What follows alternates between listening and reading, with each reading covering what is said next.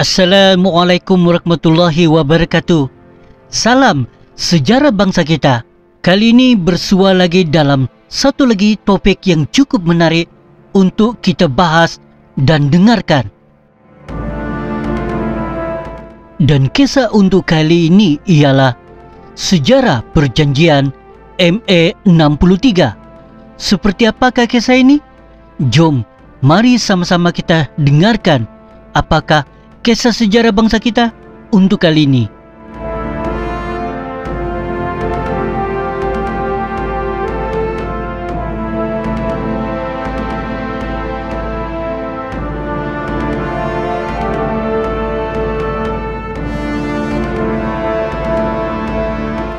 Seperti mana yang kita sedia maklum, Malaysia adalah sebuah negara persekutuan yang dibentuk daripada beberapa wilayah yang berasingan sebelum terwujudnya negara ini.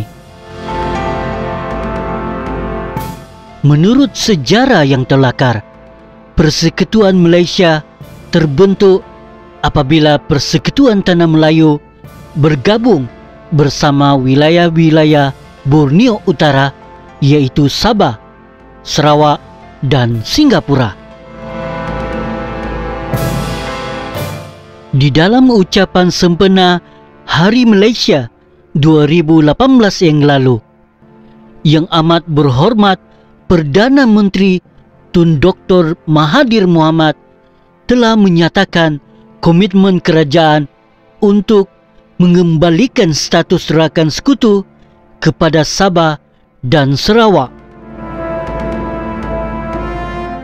Sebagaimana termaktub di dalam Perlembagaan Malaysia 1963, selaras dengan prinsip dan semangat yang terkandung di dalam Perjanjian Malaysia 1963, Malaysia Agreement 1963 atau lebih dikenali sebagai MA63, Equal Partners. Di dalam Perlembagaan Malaysia pada 16 September 1963 yang dipindah melalui Akta 26/1963 Perkara 1 telah menyatakan mengenai nama persekutuan dan wilayah-wilayahnya seperti berikut. Name, State and Territory of Federation. Number 1, the Federation shall be known in Malay and English by the name Malaysia.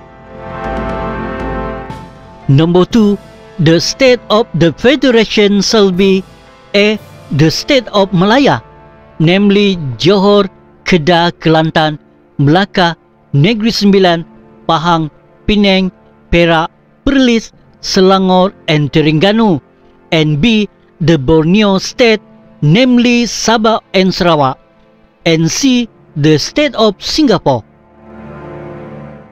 Number 3, the territory of the each of the state of mentioned in clause are the territory comprised therein immediately before Malaysia Day.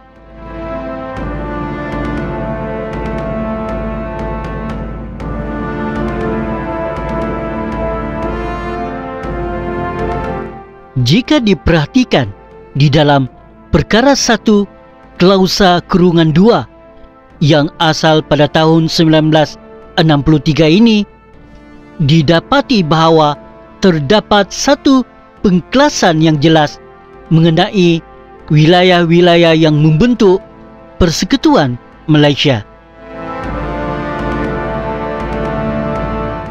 iaitu pertama, negeri-negeri Tanah Melayu, kedua, negeri-negeri Borneo iaitu Sabah dan Sarawak, serta ketiga, negeri Singapura.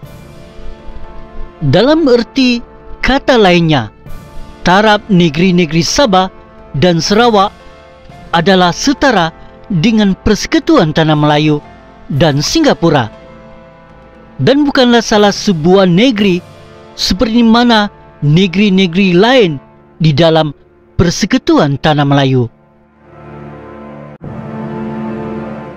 Walau bagaimanapun, melalui Akta E354 yang berkod kuasa melalui 27 Ogos 1976, klausa kurungan 2 di dalam perkara 1, perlembagaan persekutuan ini telah dipindah seperti mana yang terdapat hingga ke hari ini seperti berikut.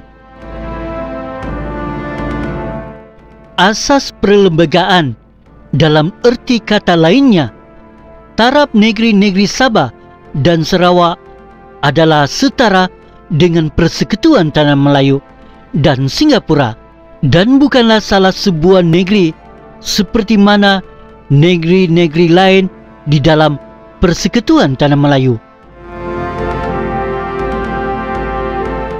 Dengan pindaan yang berkuat kuasa, sehingga hari ini Sabah dan Sarawak telah diletakkan sebaris dengan negeri-negeri lain di dalam Persekutuan Tanah Melayu yang asal,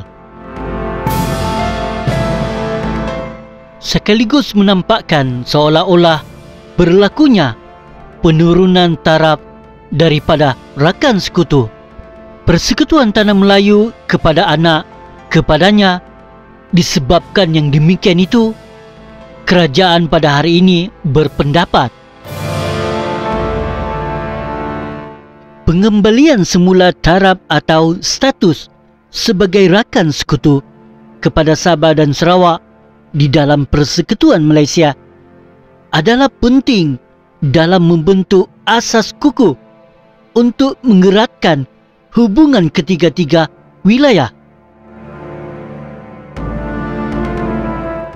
Selain daripada isu rakan sekutu ini, terdapat beberapa perkara lagi di dalam MA 63 harus dihormati oleh kesemua pihak.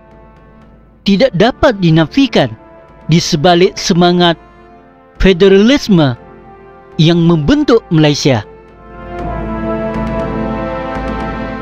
Hak-hak dan kuasa-kuasa autonomi yang diperuntukkan khas kepada wilayah Sabah dan Sarawak hendaklah sentiasa dipelihara, malah ditambah baik selaras dengan perkara-perkara yang telah dipersetujui semasa pembentukan Malaysia satu ketika dahulu.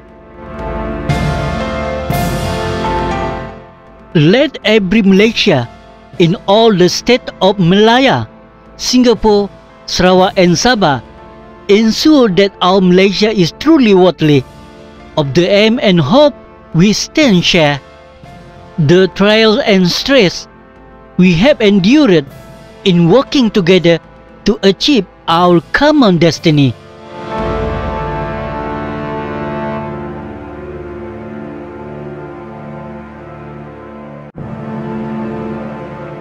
Perjanjian Malaysia atau Malaysia Agreement MA 63 adalah sebuah dokumen yang ditandatangani oleh pihak-pihak United Kingdom of Great Britain dan Northern Ireland, Persekutuan Tanah Melayu, Borneo Utara, Sarawak dan Singapura.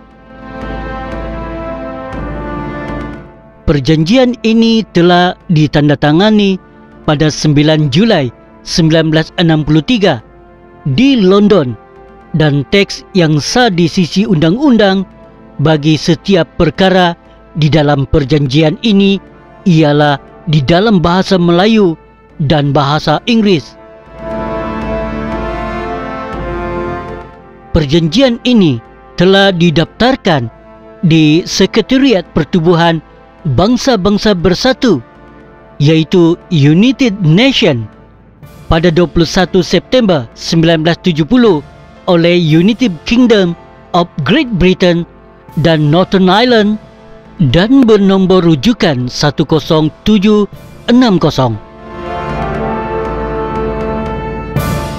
Di dalam perjanjian ini terdapat sebanyak 11 perkara yang disusuli dengan lampiran-lampiran yang menjadi asas kepada Akta 26/1963 untuk memindah perlembagaan sedia ada, iaitu Perlembagaan Persekutuan Tanah Melayu kepada Perlembagaan Persekutuan Malaysia, selaras dengan penggabungan bersama Borneo Utara, iaitu Sabah, Sarawak dan Singapura. Setiap satu daripada perkara yang terdapat di dalam perjanjian ini berfungsi sebagai perkara dan arah tuju yang harus diikuti, dipatuhi dan ditunaikan oleh semua pihak yang telah menandatangani perjanjian ini.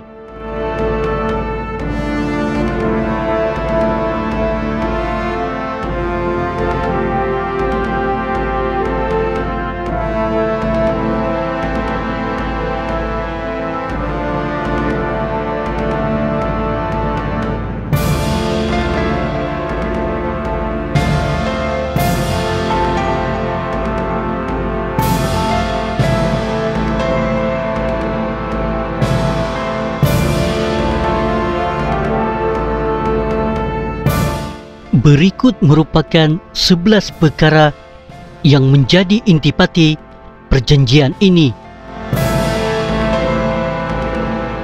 Perkara 1. Menyatakan bahawasanya Borneo Utara dan Sarawak dan Singapura akan disekutukan dengan Persekutuan Tanah Melayu dan dikenali sebagai Negeri Sabah, Negeri Sarawak dan Negeri Singapura mengikut surat cara perlembagaan yang dilampirkan pada surat perjanjian dengan penamaan Persekutuan dengan nama Malaysia.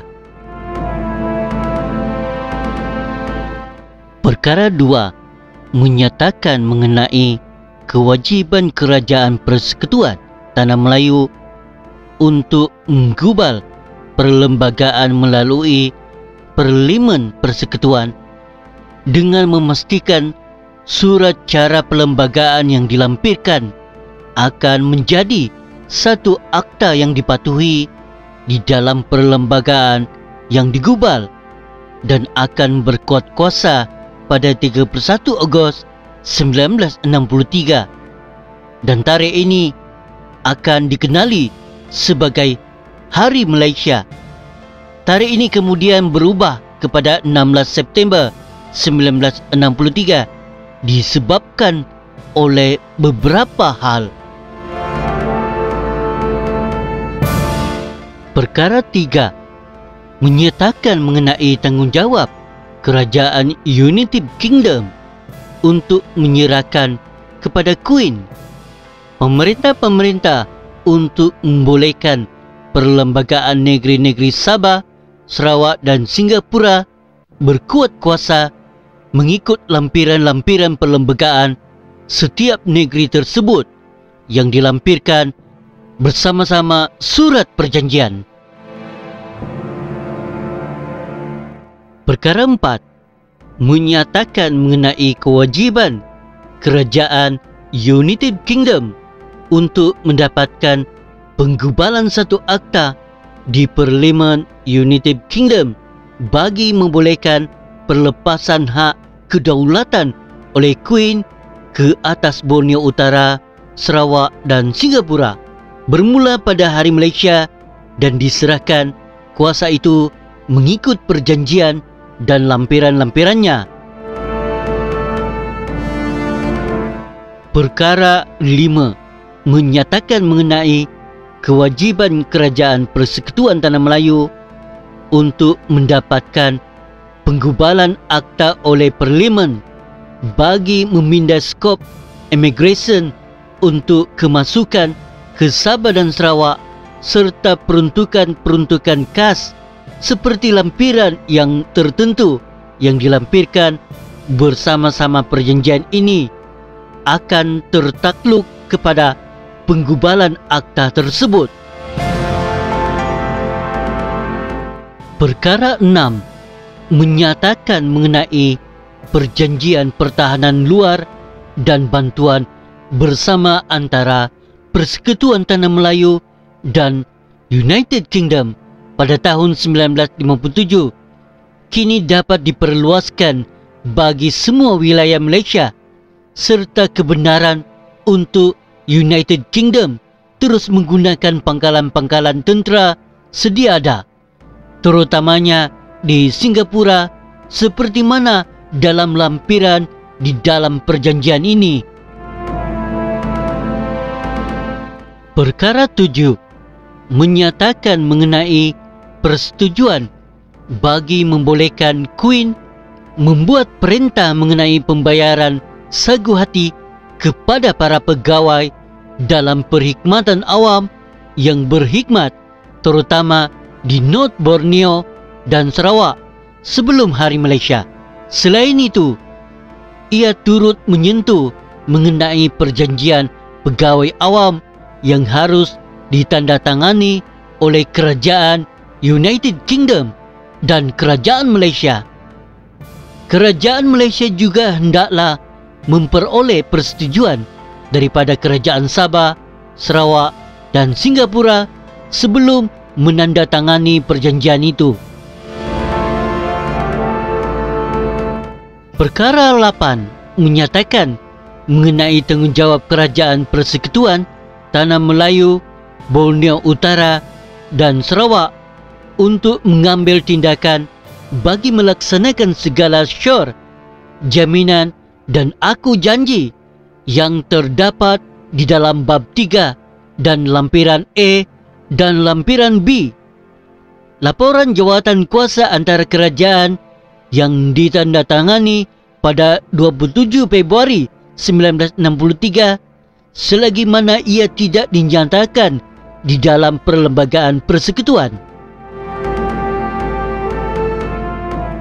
Perkara 9 menyatakan mengenai keperluan menjadikan lampiran J yang berkenaan dengan persaraan bersama dan perkiraan kewangan di dalam perjanjian ini dijadikan sebagai perjanjian antara Kerajaan Persekutuan Tanah Melayu dan Kerajaan Singapura. Perkara 10 menyatakan mengenai keperluan Kerajaan Persekutuan Tanah Melayu dan Kerajaan Singapura dalam menjalankan kuasa-kuasa yang ada berkenaan siaran radio dan televisyen seperti mana termaktub di dalam lampiran K di dalam perjanjian ini selagi ia tidak dilaksanakan melalui Perlembagaan Malaysia.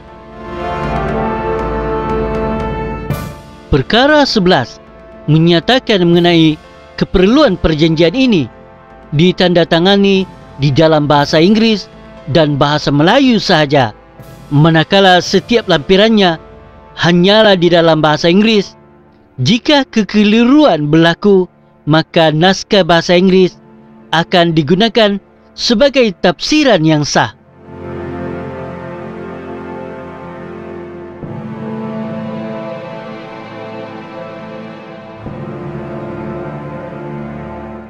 Memorandum 20 perkara adalah merupakan satu memorandum yang dikemukakan oleh Borneo Utara kepada jawatan kuasa antara kerajaan yang telah ditubuhkan pada bulan Ogos 1962. Jawatan kuasa ini telah ditubuhkan hasil daripada cadangan Suruhanjaya Kobold dan fungsi utamanya adalah untuk menjamin hak dan kepentingan rakyat Sabah dan Sarawak agar tidak tergugat apabila menyertai Malaysia. Jawatan kuasa ini dipengerusikan oleh Lord Lansdowne dan ahlinya, terdiri dari wakil-wakil kerajaan British, Persekutuan Tanah Melayu, Borneo Utara dan Sarawak. Tugas jawatan kuasa ini adalah untuk mengkaji dan mengesyorkan peruntukan perlembagaan yang berkaitan dengan kemasukan Sabah dan Sarawak ke dalam Persekutuan Malaysia. Melalui jawatan kuasa inilah satu memorandum yang diberi nama 20 perkara telah dihantar oleh Sabah, antara lainnya bertujuan untuk melindungi hak dan kepentingan Sabah di dalam Persekutuan Malaysia. Sarawak pula telah bersetuju dengan perkara-perkara yang dinyatakan di dalam memorandum tersebut, terutamanya yang melibatkan kepentingan dan hak rakyat secara umum. Hasil daripada memorandum yang telah dihantar, jawatan kuasa antara kerajaan telah mengesyorkan perkara-perkara penting berikut untuk dipatuhi dan dimasukkan ke dalam perlembagaan persekutuan. Pertama, Islam adalah agama rasmi Persekutuan Malaysia, tetapi ianya dikecualikan ke atas Sabah dan Sarawak. Kedua, bahasa Melayu adalah bahasa rasmi Persekutuan Malaysia, tetapi bahasa Inggeris akan digunakan sebagai bahasa rasmi di Sabah dan Sarawak. Ketiga, sistem pendidikan dikekalkan di bawah kawalan kerajaan pusat, kecuali di Sabah dan Sarawak. Sistem pendidikan di Sabah dan Sarawak kekal di bawah kawalan kerajaan negeri masing-masing, sehingga Majlis Negeri membuat pindaan. Keempat, di dalam Parlimen Malaysia, sebanyak 16 kursi hendaklah diperuntukkan kepada Sabah, 24 kursi kepada Sarawak dan 15 kursi kepada Singapura. Kelima, bidang kuasa imigresen terletak di bawah kerajaan pusat, tetapi Sabah dan Sarawak diberi kuasa-kuasa tersendiri untuk mengendalikan hal ehwal imigresen.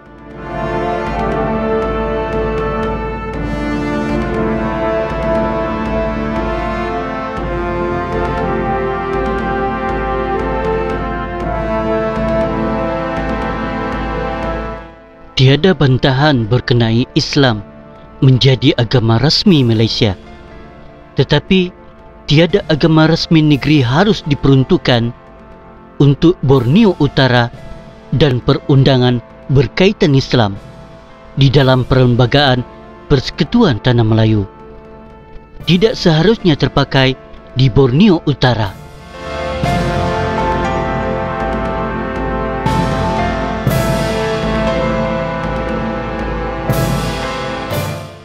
Satu, bahasa Melayu menjadi bahasa kebanggaan persekutuan. Kedua, bahasa Inggeris akan terus digunakan untuk tempoh masa 10 tahun selepas Hari Malaysia. Ketiga, bahasa Inggeris seharusnya menjadi bahasa rasmi Borneo Utara untuk kesemua tujuan, sama ada di peringkat negeri atau persekutuan, tanpa had masa.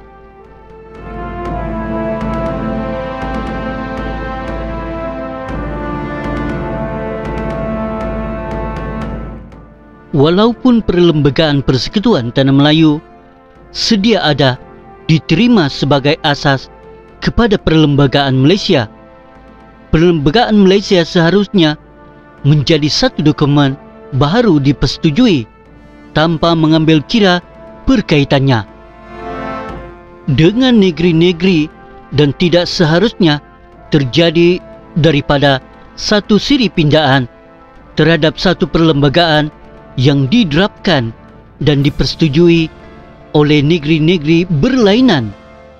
Dalam keadaan-keadaan yang berlainan, satu perlembagaan baru untuk Borneo Utara, iaitu Sabah, adalah semestinya penting.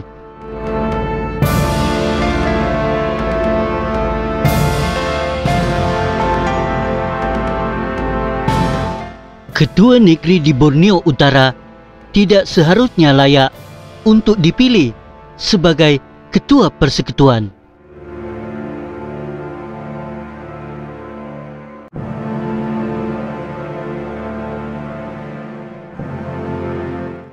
Malaysia dan bukannya Melayu Raya.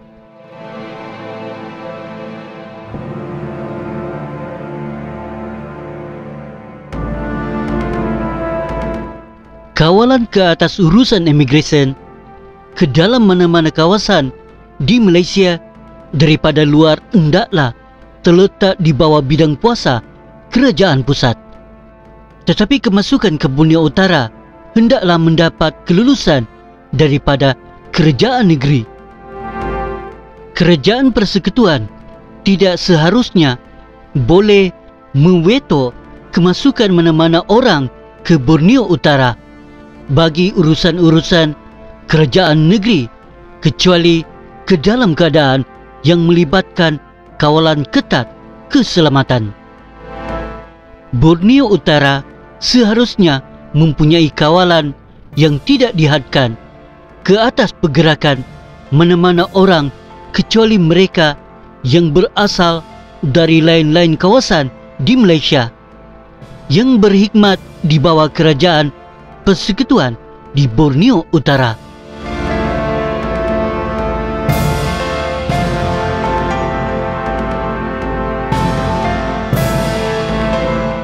Tiada hak sepatutnya diberikan untuk berpisah daripada persekutuan.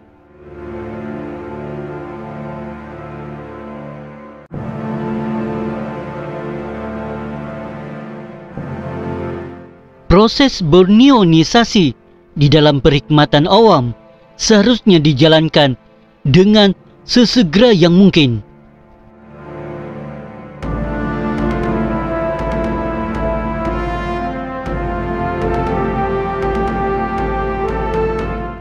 Apa-apa jua usaha harus dilakukan untuk menggalakkan para pegawai British untuk kekal di dalam perkhidmatan awam sehingga tempat-tempat mereka dapat diisi oleh orang-orang yang berkelayakan di Borneo Utara.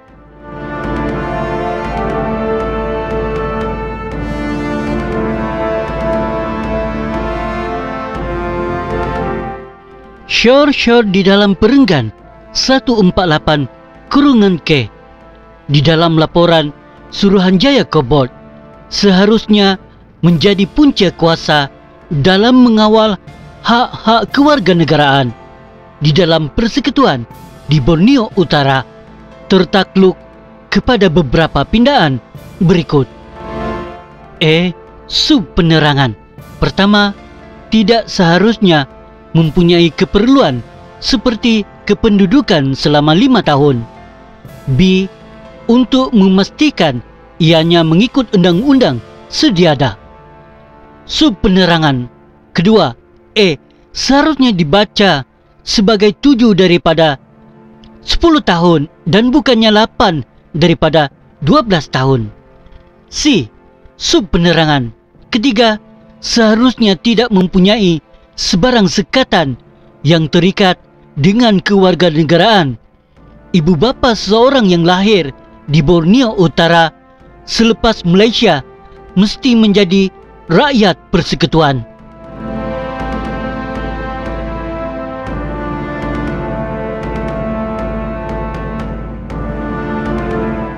Borneo Utara seharusnya terus mengawal keuangan sendiri, pembangunan dan tarif, dan seharusnya mempunyai hak untuk melaksanakan pencukaian sendiri dan untuk meminjam atas kredit sendiri. Bagi kehilangan geran pembangunan dan kebajikan kolonial (CDNW Guarants), kerajaan persekutuan seharusnya memberi jaminan untuk membayar ganti rugi kepada Borneo Utara dan memanjangkannya kepada satu bahagian penuh daripada geran-geran lain seumpamanya atau bantuan yang mungkin diberikan kepada persekutuan.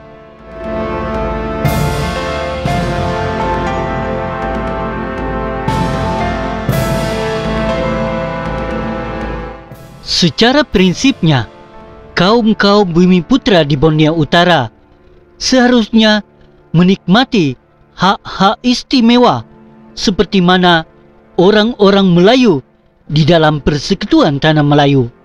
Tetapi formula yang menetapkan hak-hak tersebut seperti mana yang terpakai kepada orang-orang Melayu tidak semestinya terpakai di Borneo Utara.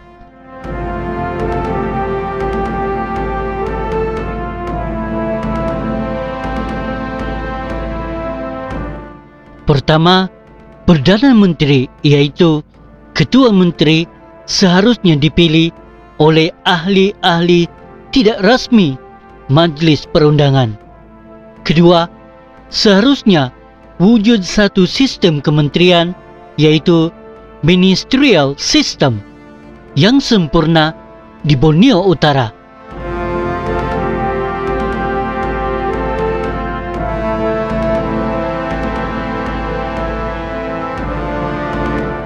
Tempoh ini seharusnya diletakkan pada 7 tahun dan sepanjang tempoh ini kuasa perundangan hendaklah diletakkan pada negeri Borneo Utara oleh perlembagaan dan bukannya melalui penurunan kuasa kepada kerajaan negeri oleh kerajaan persekutuan.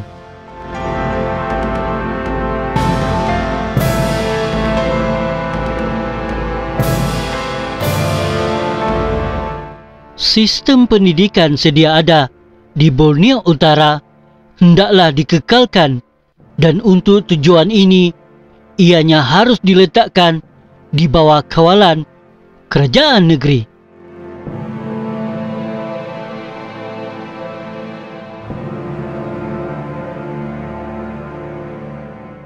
Tiada pindaan, pengubahsuaian atau penarikan terhadap perlindungan khas yang telah diberikan kepada Borneo Utara harus dilakukan oleh kerajaan pusat tanpa persetujuan positif daripada kerajaan Borneo Utara.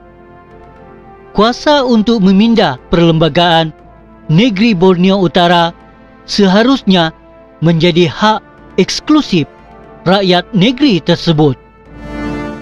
Nota: Parti Bersatu, Parti Demokratik dan Parti Pasok Memogun menimbangkan majoriti 3/4 diperlukan untuk mana-mana pindaan berkuat kuasa kepada perlembagaan persekutuan, dan negeri manakala UNCO dan USNO menimbangkan majoriti 2/3 adalah memadai.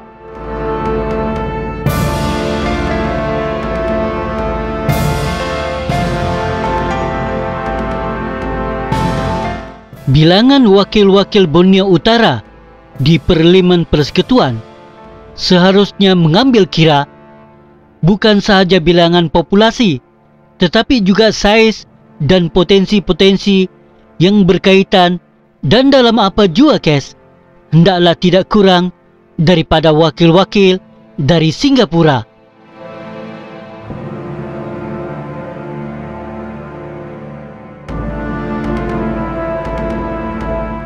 Yang di-Pertuan Negara.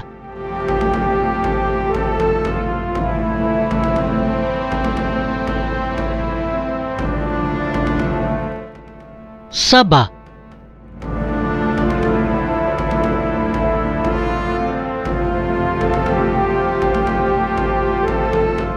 Peruntukan-peruntukan di dalam perlembagaan persekutuan, terutamanya yang berkaitan dengan kuasa Majlis Tanah Negara, tidak seharusnya terpakai di Borneo Utara.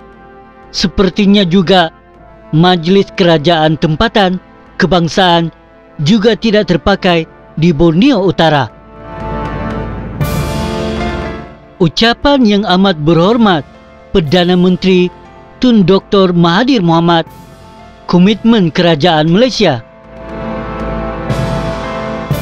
seperti mana yang dinyatakan di dalam manifesto kerajaan dan diulang oleh Yang Amat Berhormat Perdana Menteri semasa sambutan Hari Malaysia yang lepas. Kerajaan komited untuk mengkaji semula Perjanjian MA 63 untuk memastikan hak-hak dan kepentingan rakyat Sabah dan Sarawak kekal terbela dan terpelihara. Oleh itu, marilah sama-sama kita memberikan sokongan dan berusaha untuk menjadikan perjanjian MA63 terlaksana di atas dasar dan prinsip untuk memajukan negara kita agar keamanan dan kejayaan dapat kita kecapi dan nikmati bersama.